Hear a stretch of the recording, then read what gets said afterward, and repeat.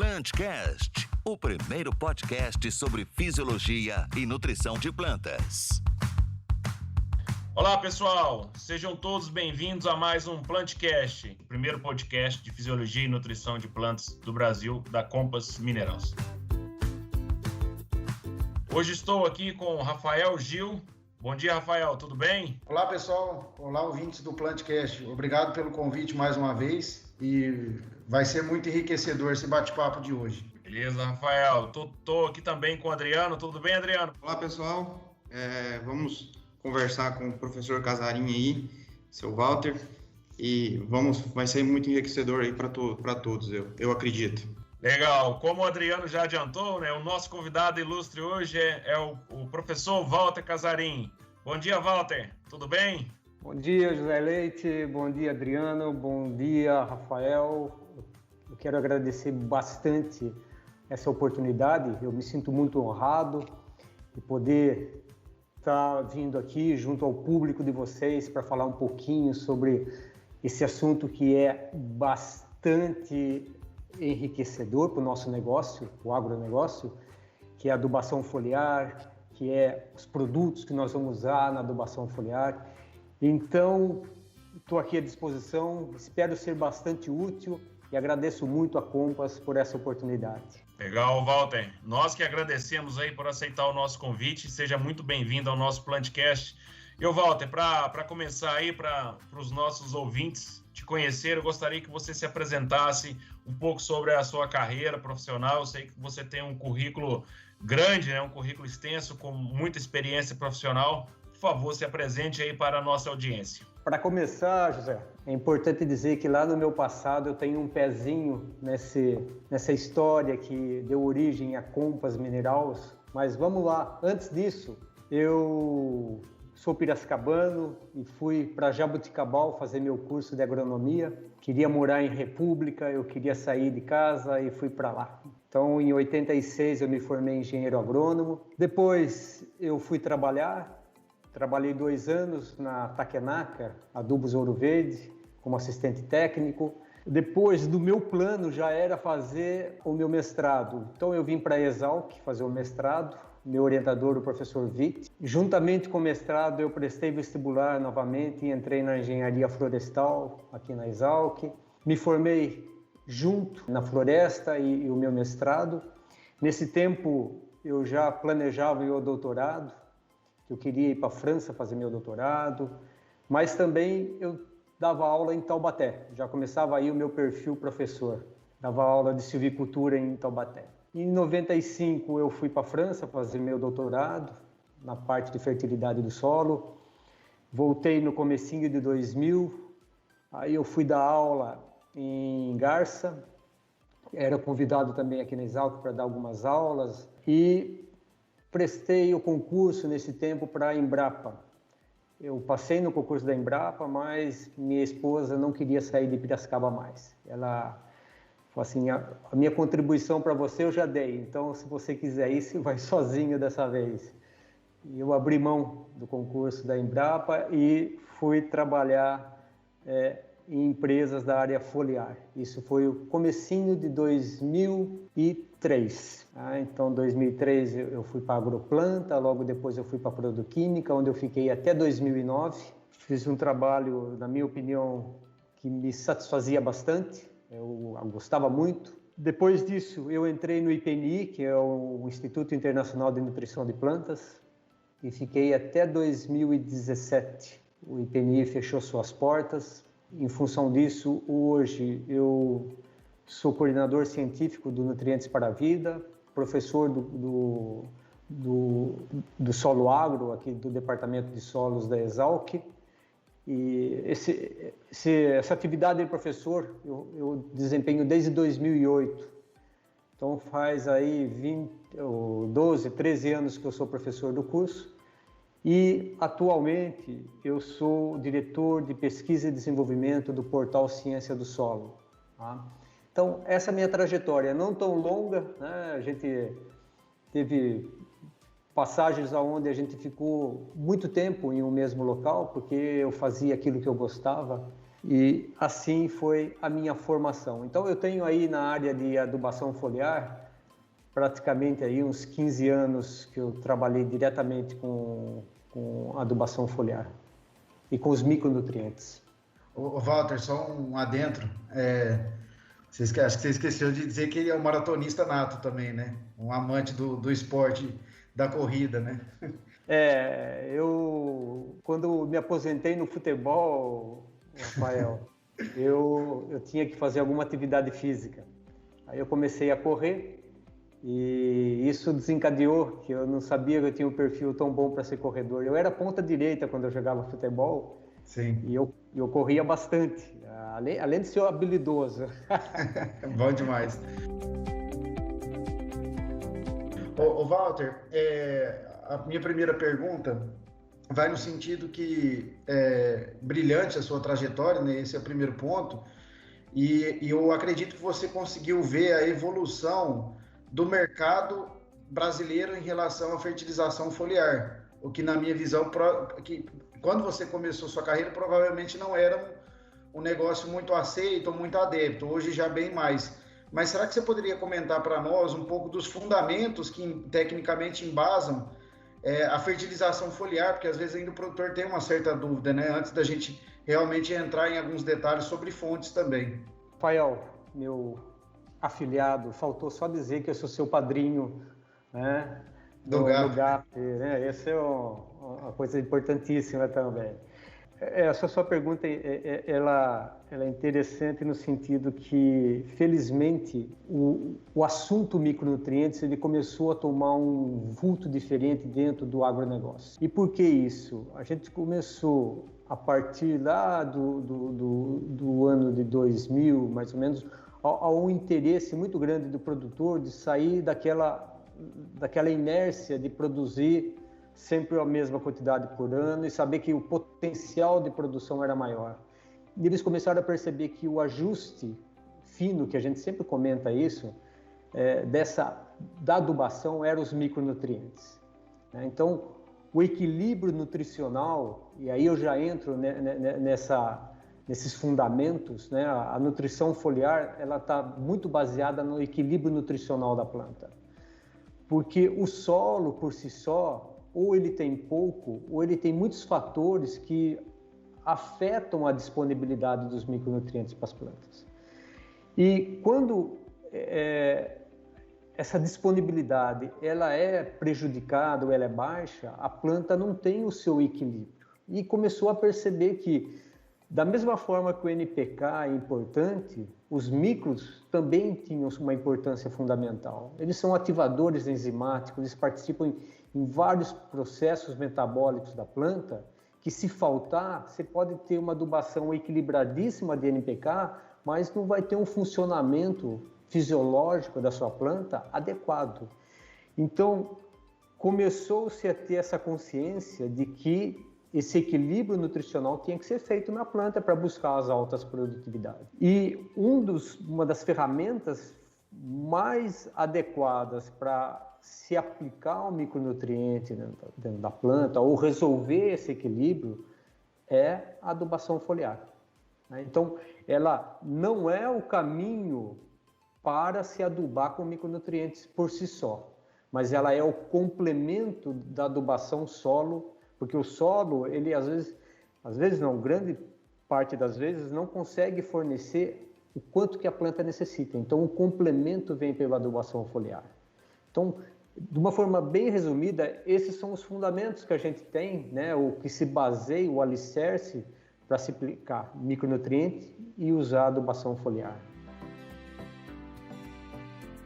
Muito bom, Walter, e só um comentário em relação a isso, que a fertilização foliar, ela realmente tem que ser vista exatamente como um complemento e momentaneamente as lavouras, seja perene ou anuais, ela pode não estar conseguindo absorver, né? Por mais que às vezes o solo, que é o diagnóstico, a análise de solo é um excelente, o melhor diagnóstico para se recomendar adubação e correção, mas mesmo assim, se o solo às vezes tem teores adequados, está acima do nível crítico, mas momentaneamente essa planta de repente não consegue assimilar determinados nutrientes, dependendo da forma química como ele se encontra no solo. Então isso também de certa forma, ajuda a suplementar essa, entre aspas, essa injeção na veia para atender uma fome momentânea de determinado nutriente. Exatamente. E a gente pode aqui colocar alguns exemplos também, principalmente agora, nesses últimos anos que têm ocorrido esses problemas de estresse hídrico, esses veranicos. E um exemplo muito típico que a gente tem para esses períodos é o boro, porque o boro participa no pegamento de flor, no pegamento de vagens, né, se a gente for falar de soja. E parece que o ambiente, né, ele é meio sacana com as plantas. Eles esperam o florescimento para vir um período de seca nesse período. E o boro, ele entra por fluxo de massa dentro da planta. Então, tem que ter água. Então, se você a planta está dentro de um estresse hídrico, ela fecha todas as porteiras, que seriam os estômatos, né? Então, não tem evapotranspiração. Se não tem evapotranspiração, não tem entrada de água na planta. E aí não entra o boro. Então, sempre a gente tem que pensar em estar se prevenindo. Então, uma aplicação, né, preventiva de boro é uma poupança que eu faço para qualquer problema de estresse hídrico que possa ocorrer no período de florescimento e que pode ter abortamento de flor. Então, o programa de adubação foliar ele tem que prever também essas coisas. Não só que nós vamos ter problemas de absorção, de deficiência, né? E lembrando que nós estamos dentro de um país tropical. Os solos que nós temos são solos altamente intemperizados. Nós temos problemas de CTC baixa. Dificilmente você tem, às vezes, uma reserva de micronutrientes adequada para atender às altas produtividades que nós estamos esperando. E hoje nós estamos tendo no mínimo 2 culturas por safra. O que está sendo retirado de micronutrientes tem que ser considerado também. Então, todo esse processo faz com que nós tenhamos que visualizar muito bem o micronutriente e, dessa forma, a adubação foliar ela toma uma importância muito grande. Legal, Walter. Acho que é uma abordagem muito bacana, né? Às vezes a gente fica bem focado só em NPK, cálcio, magnésio, enxofre, e às vezes acaba esquecendo do micro. E como você comentou, né? O equilíbrio, ele é fundamental aí. Então, eu vejo que nós temos que buscar sempre o equilíbrio nutricional para ter altas produtividades. E a gente vê hoje que os dados do SESI mostram altas produtividades, acima de 90 sacos por hectare, de soja, ou falando em milho, 200 sacos de milho por hectare, milho verão, passa aí, é necessária adubação de micronutrientes, seja via solo, seja via folha. E eu vejo, pensando em adubação, Walter, o produtor ele tem muitas dúvidas sobre fontes. Se quiser comentar um pouco qual que é a melhor fonte, a fonte mais eficiente, trabalhar com fontes solúveis, fontes insolúveis, dentro das fontes solúveis, qual que tem rápida absorção, qual que tem lenta absorção, qual que transloca mais na planta, qual que tem maior remobilização na planta. Fica à vontade aí para comentar um pouco sobre isso, Walter. José, eu diria para você, dentro do seu primeiro questionamento, qual a melhor fonte, eu diria que não existe a melhor fonte. A gente pode dizer que existe a fonte mais eficiente, mas todas as fontes solúveis, seja sulfato, seja cloreto, seja nitrato, que são as 3 principais, todas elas cumprem a sua função de nutrir a planta. O que diferencia uma da outra? É a dose que você vai aplicar. E por que essa dose é diferente? Devido à eficiência. Então, nós temos, isso são dados de pesquisa, que a fonte cloreto é a fonte mais eficiente. A entrada dentro da planta, ela é mais rápida, e muito mais rápida do que a fonte sulfato, né? E às vezes, muito próximo, uma fonte nitrato e sulfato são muito iguais, né?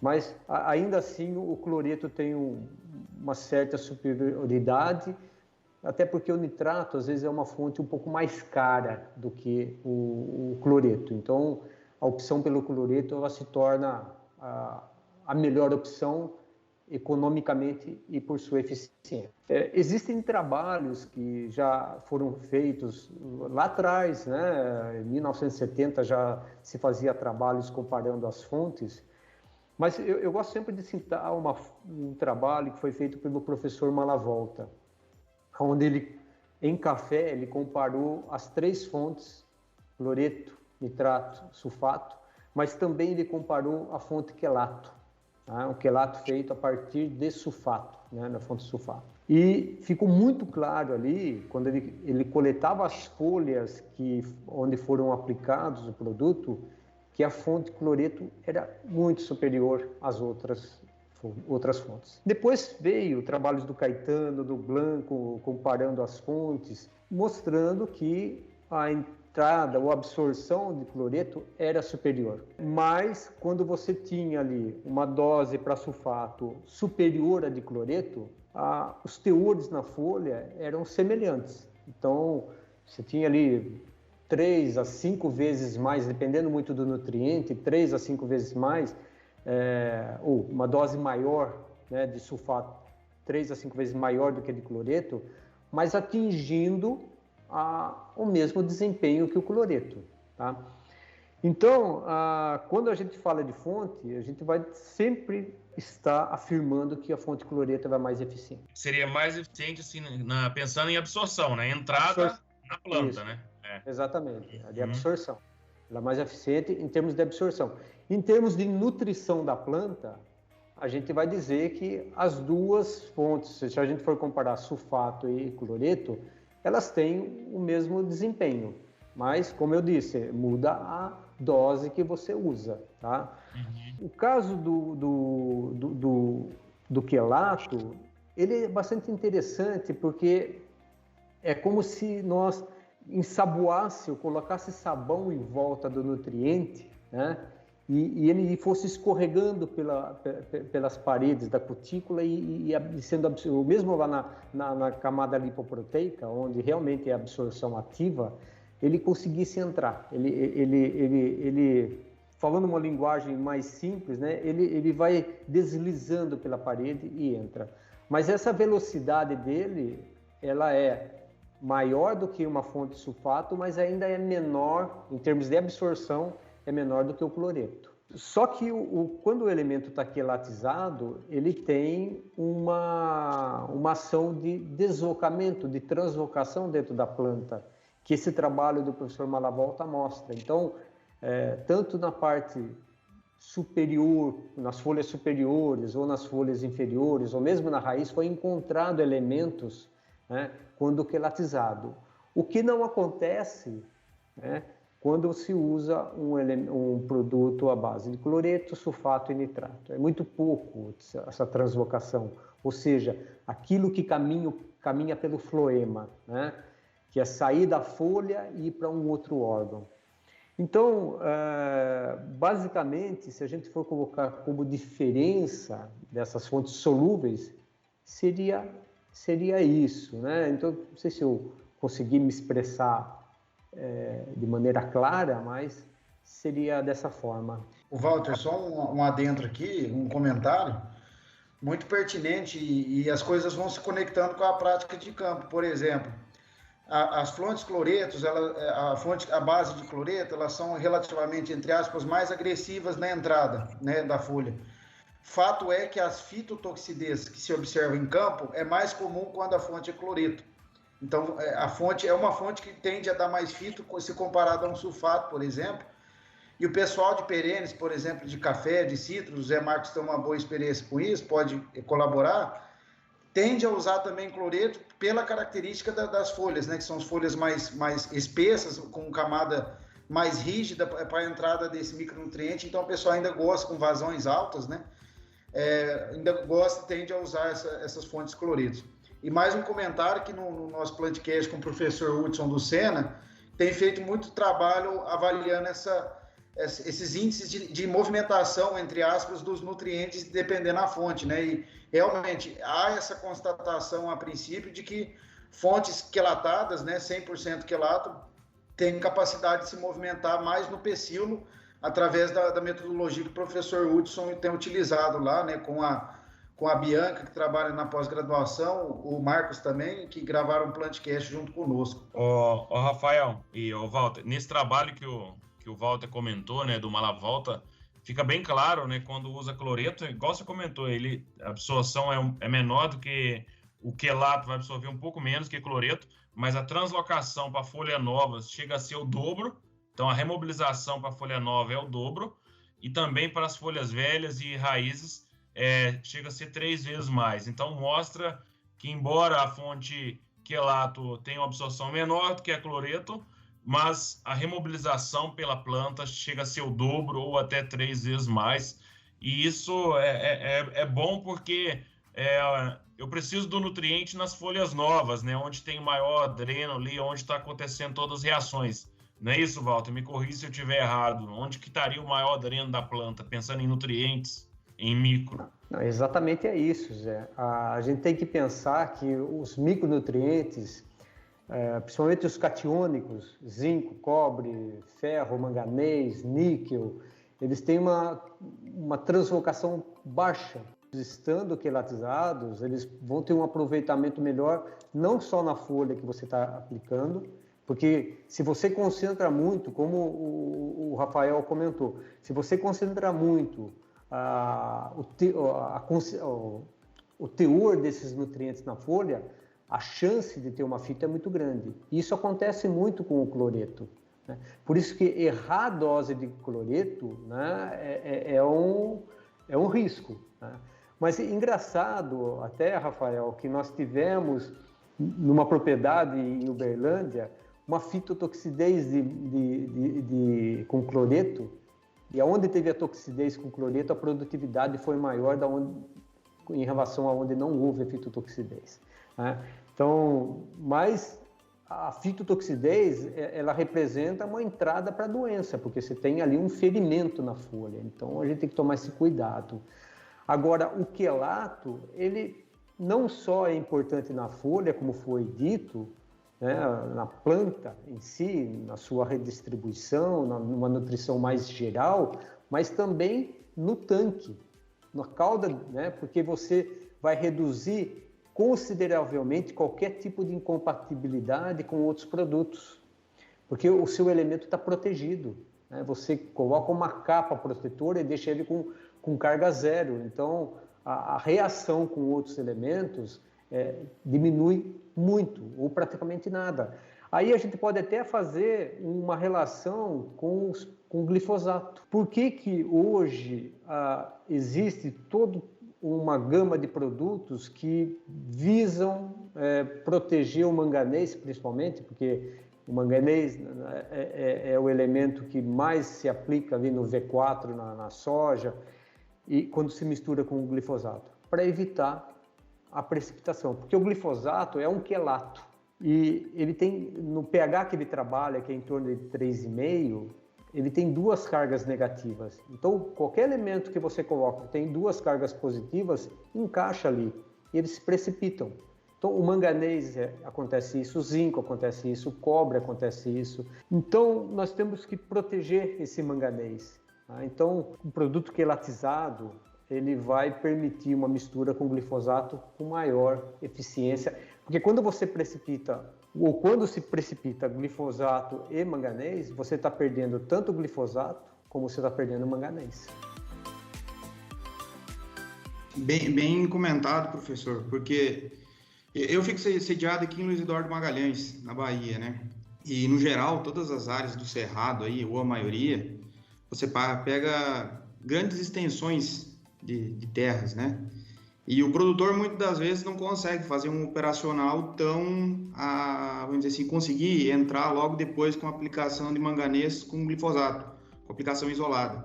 Então, essas misturas, fazer uma mistura com um produto EDTA e um glifosato, manganês DTA com glifosato, é importante, né, para esse operacional da fazenda render melhor, né, e a planta também não sofrer com essa deficiência de manganês logo após a aplicação do glifosato, né, na planta.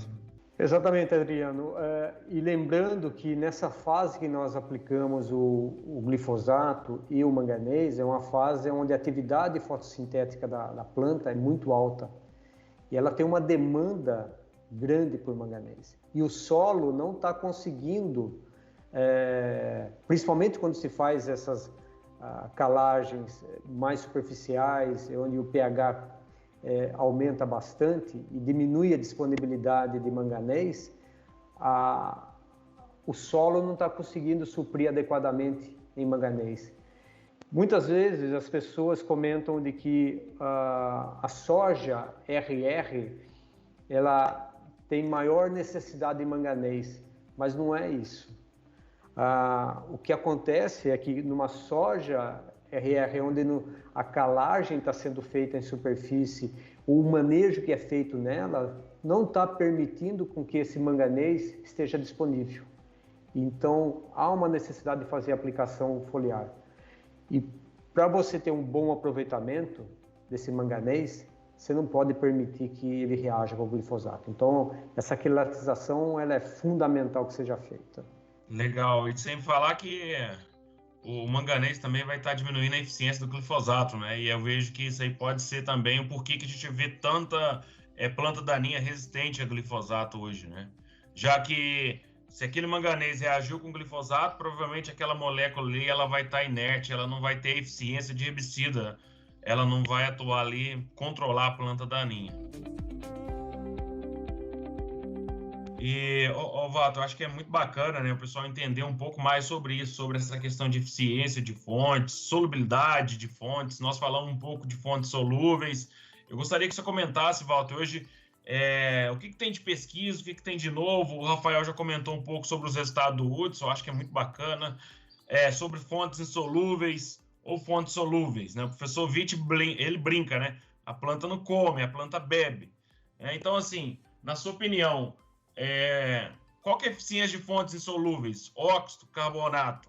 Eu acho que isso aí o pessoal pergunta muito, né? O óxido é muito mais concentrado. Qual que é a sua visão sobre isso? E se você tem algum resultado novo de pesquisa nesse sentido, comparando fontes solúveis com fontes insolúveis? Eu tenho visto muitas críticas aos produtos insolúveis, né?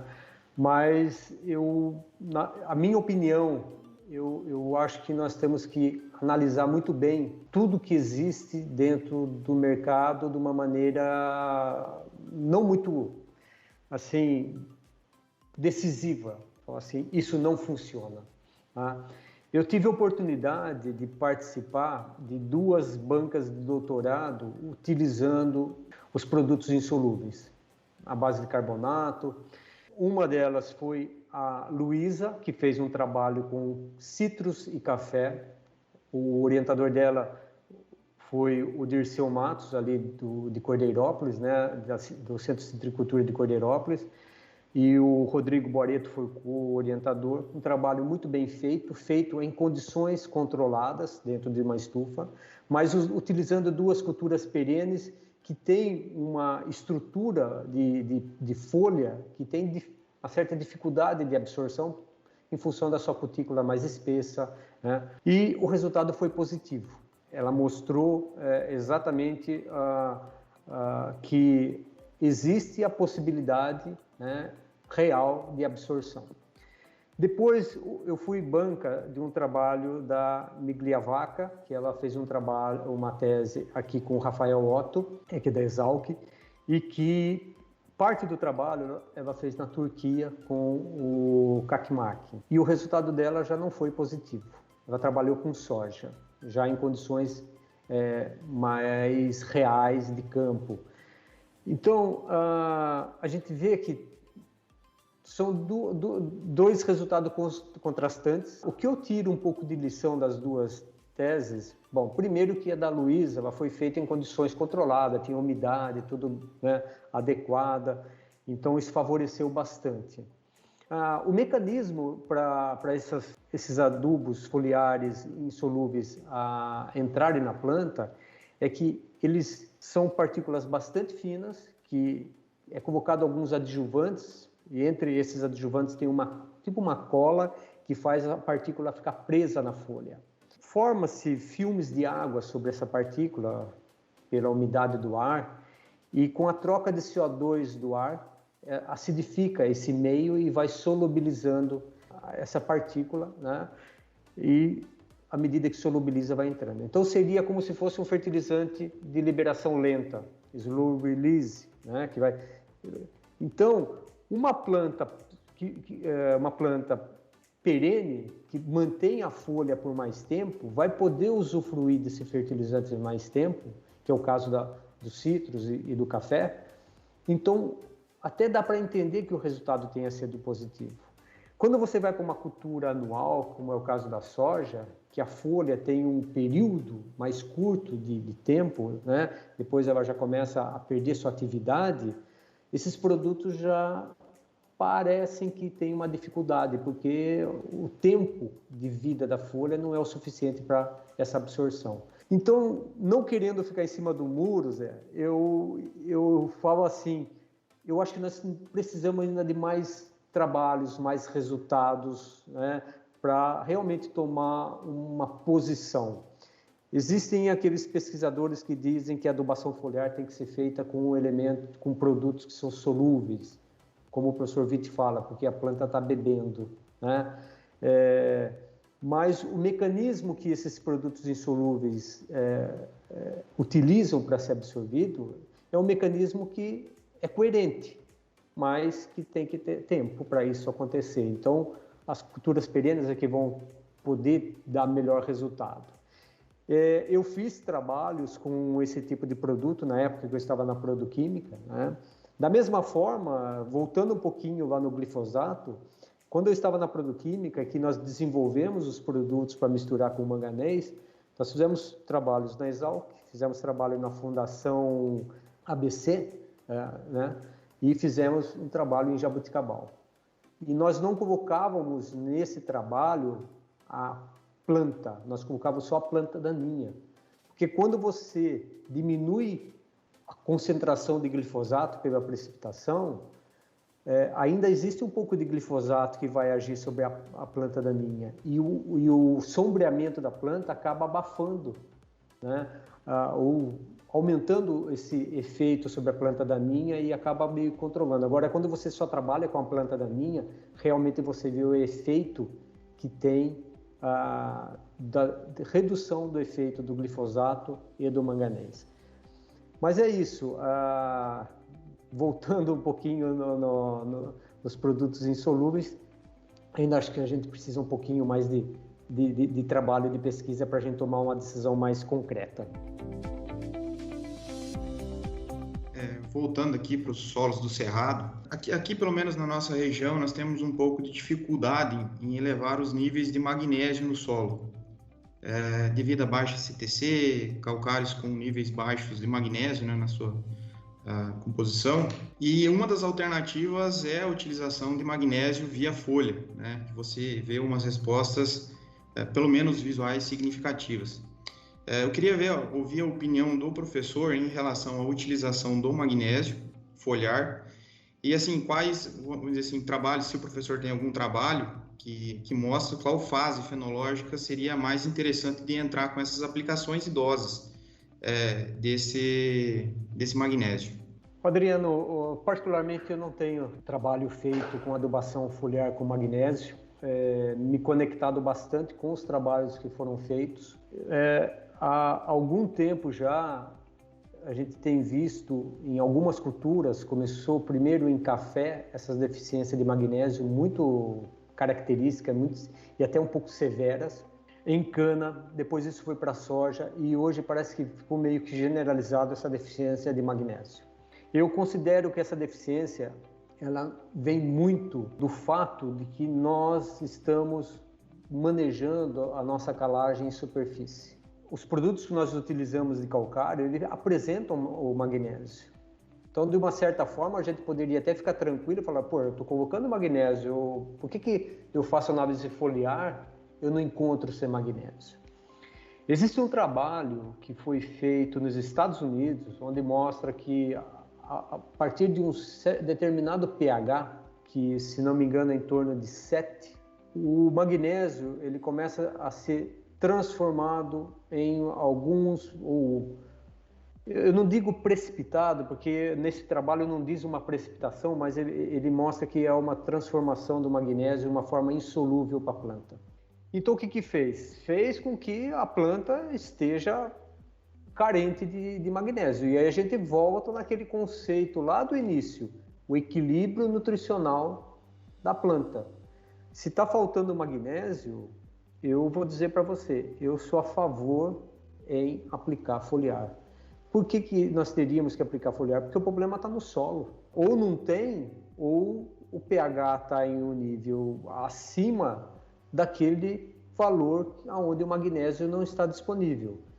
Então, agora, as funções que o magnésio tem na planta, que é principalmente de dreno, né? Principalmente nessa fase final, né? Se a gente for pegar na soja, que a gente sempre coloca como exemplo a soja porque é a cultura mais plantada, mas no canivetinho, quando ela está fazendo dreno para enchimento de grão, essa seria uma fase importante de aplicar o magnésio. Numa fase mais próxima ali do florescimento ou até mesmo do V4, né? No pré-florescimento, o magnésio também é extremamente importante, porque é uma fase onde a planta ela está produzindo a sua energia para chegar no florescimento. E o florescimento, o gasto energético da planta é muito grande. E o magnésio, como todo mundo sabe, é a molécula central, o elemento central da molécula da clorofila, né? Então, para a fotossíntese, para a taxa fotossintética ser eficiente numa planta, nós precisamos ter o magnésio. E não pode faltar esse elemento. Então, tanto nessa fase onde a taxa fotossintética é alta, como lá na frente, como o elemento que faz o dreno, né? É só lembrar dos trabalhos que o professor Kakimaki traz aqui para nós, de aumento de raiz quando se aplica magnésio, ou onde a nutrição com magnésio é adequado, nós temos um maior sistema radicular, porque todo dreno de fotoassimilados para a raiz, o magnésio participa, né? Então, é fundamental nas regiões onde você tem essa deficiência de magnésio, aplicar foliar. E tem um porém aqui, só um comentário, Walter. A própria Embrapa soltou um boletim agora, justamente tratando só a temática de magnésio, né?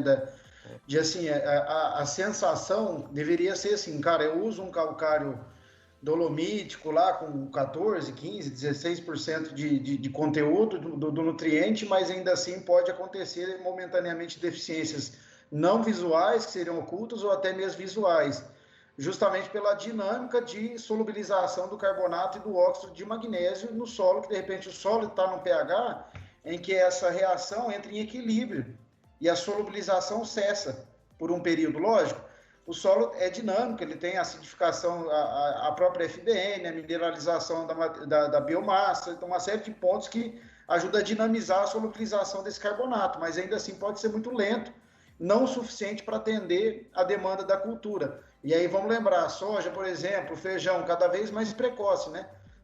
Feijão 90 dias, feijão precoce até de 75 dias, no caso de uma soja que saiu há anos atrás de 130, 135 dias, hoje para 100, 110, que é uma normalidade. Então, eu vejo que, sou suspeito de dizer, porque o meu trabalho de conclusão de curso, durante a graduação, no GAP, né, com o professor Witt, foi de magnésio. Logicamente, a gente trabalhou só sulfato na oportunidade, somente magnésio via folha, onde a gente observou respostas bem interessantes com a fonte, principalmente nas fases da reprodutivo, R1, R2, e no R5.1, próximo do enchimento de grão.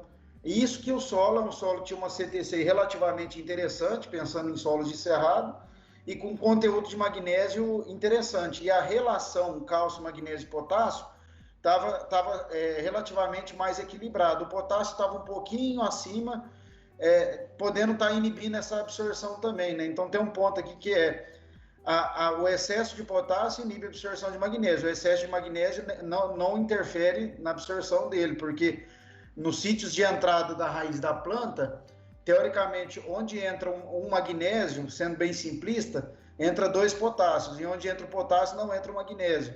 Então, o produtor tem que se atentar assim, ó, quais são a participação do potássio, olhar o teor absoluto e a participação dele dentro da gaveta, que eu costumo chamar a CTC de gaveta, né, o quanto está lá dentro.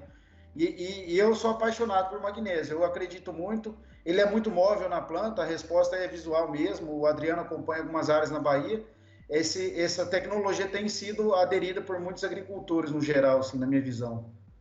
Eu acho que hoje, cada vez mais o magnésio está tomando parte dentro do programa de adubação. E ele entra como foliar, né? Porque você tem basicamente a fonte que todo mundo usa no solo é o calcário. E fora isso, você não tem um fertilizante onde você possa corrigir o solo só com magnésio, né?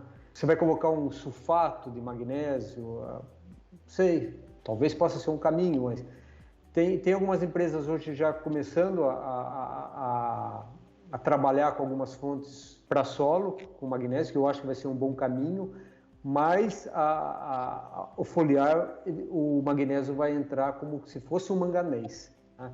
E só fazendo uma lembrança, eu sei que muita gente acaba acompanhando as palestras que têm acontecido, e um resultado que sempre foi apresentado, principalmente o professor Kakimaki mostrou, é o efeito da nutrição da planta com relação ao estresse hídrico, né? Altas temperaturas.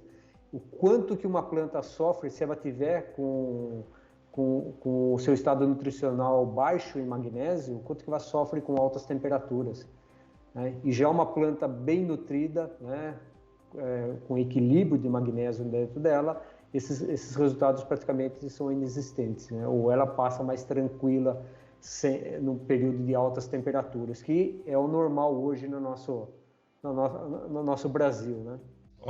Walter, a visão que eu tenho, assim, depois você pode até concordar ou não, a visão que eu tenho, a adubação de magnésio via solo, eu vejo que vai fazer parte na planta mais estrutural, como você falou da clorofila, né? E eu vejo que a aplicação foliar do magnésio, que o Rafael comentou, que você comentou também, vai ser um estímulo fisiológico para a planta, porque o magnésio, além dele fazer parte da clorofila, o Kakimaki fala, né, de 20% a 30% está na clorofila, ele ajuda no carreamento de nutrientes, de fotoassimilados, e ele é também ativador enzimático, né?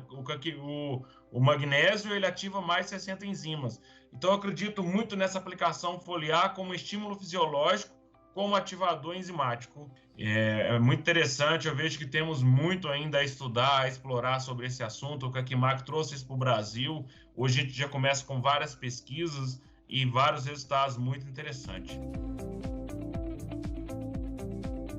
E agora, Walter, uma pergunta que eu gostaria de fazer para você, o magnésio também está incluso, né? Que você comentasse um pouco sobre nutrientes para a vida.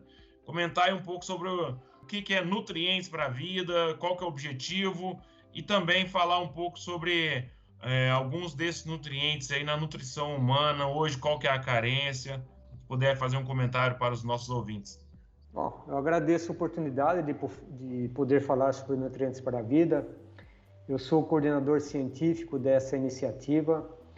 Essa é uma iniciativa que nós trouxemos para o Brasil em 2015, então já estamos com 5 anos aqui no Brasil. Ela tem um objetivo muito claro, é de mostrar ou informar as pessoas da cidade, os urbanos, sobre a importância que os fertilizantes têm, tanto na vida das plantas como na nossa vida. O agro ele é muito atacado em todos os sentidos. O fertilizante não fica longe disso. É pior ainda porque as pessoas consideram o fertilizante como um agrotóxico. Então nós temos que estar informando esse pessoal de que os fertilizantes é importante para a vida deles, né? Porque dentro desse ciclo que existe, solo, indo para a planta, indo para o ser humano e depois voltando para o solo, que se deveria acontecer isso, né? Esse ciclo não acontece.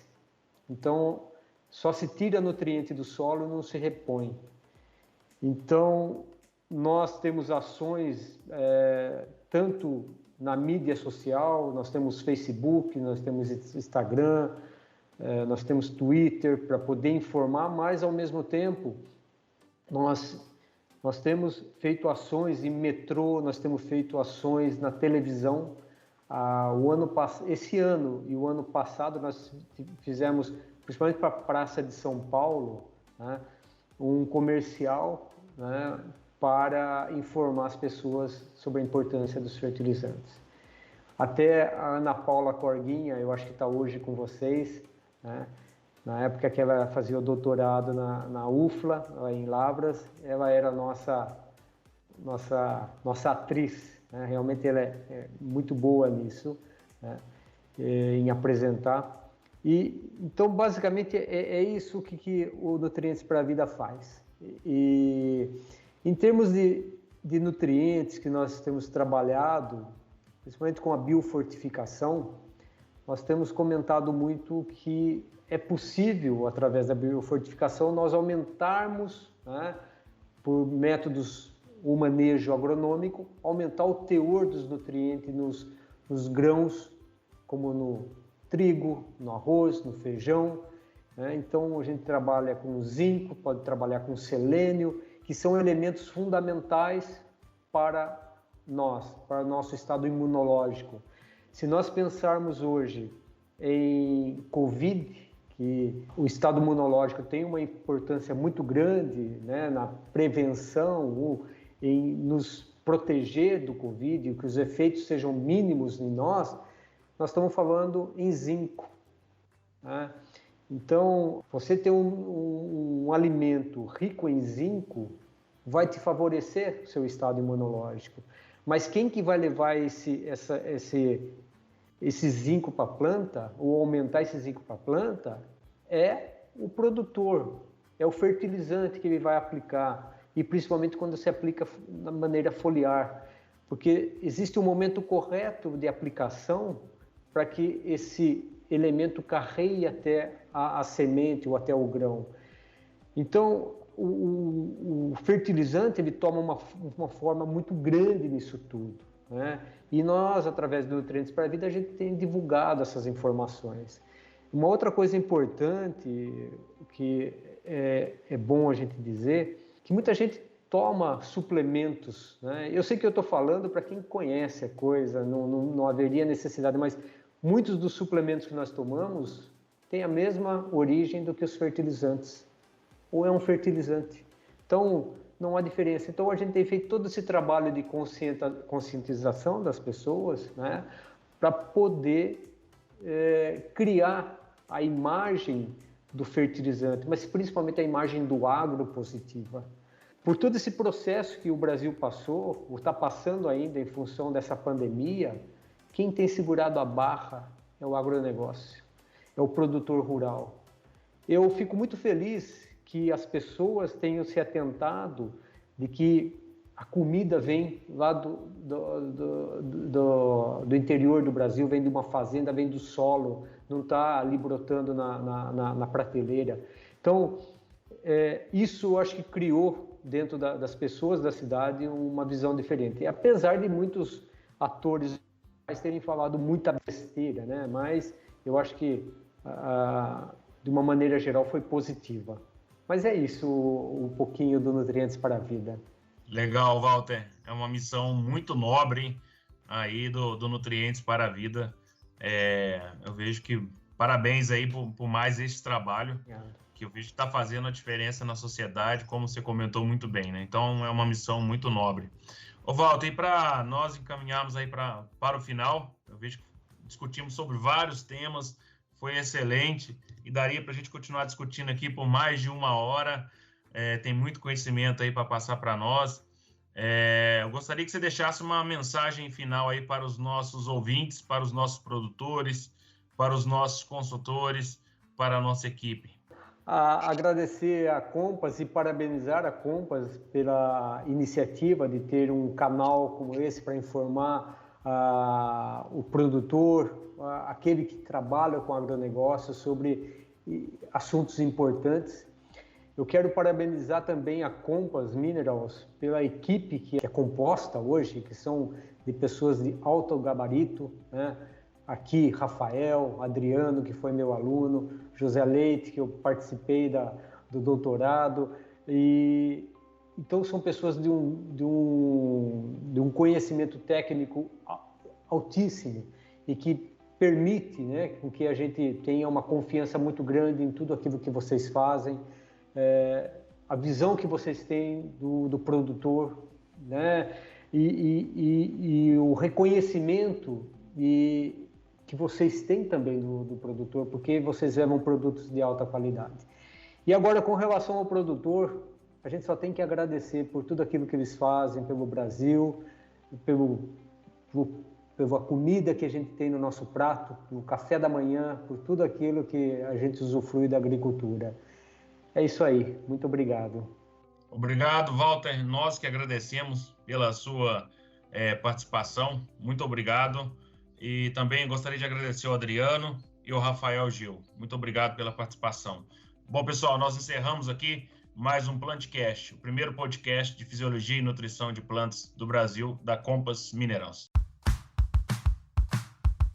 O PlantCast é uma produção da Compass Minerals Plant Nutrition. A gente inova e nutre. O agro cresce.